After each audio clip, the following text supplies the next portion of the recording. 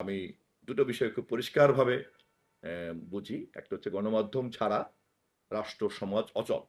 এখনকার কোনো আধুনিক সমাজ রাষ্ট্র চলতে পারে না।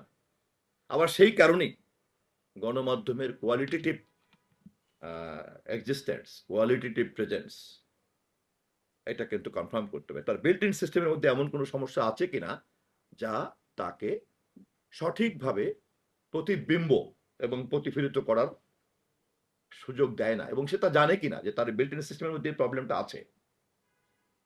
সো আমি খুব বিনয়ের সঙ্গে আমি আম গণমাধ্যমকে এই বিষয়টা নোট রাখার জন্য অনুরোধ করব।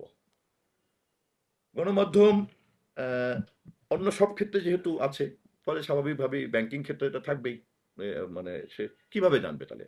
আমি তো আগেই এটা বললাম।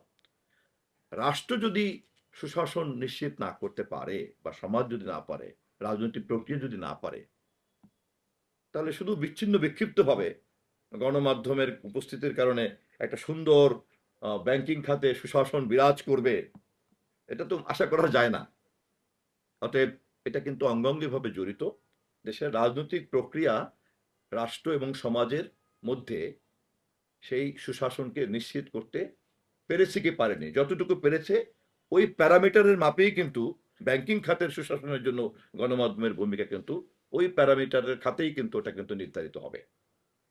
এটা কিন্তু কোনো পছন্দ অপছন্দের ব্যাপার না। ইচ্ছা নিরপেক্ষভাবেই কিন্তু তা নির্ধারিত হবে। অতএব এই মুহূর্তে ব্যাংকিং খাতে সুশাসনের ক্ষেত্রে গণমাধ্যম যে ভূমিকাটুকু রাখতে পেরেছেন, এটুকুই যেমন আমাদের সম্পদ, যা তারা পারছেন না, তা কিন্তু জাতীয় ক্ষেত্রে সুশাসন প্রতিষ্ঠা করার যে ঘাটতি রাজনৈতিক প্রক্রিয়া রয়েছে, তারই প্রতিফলন।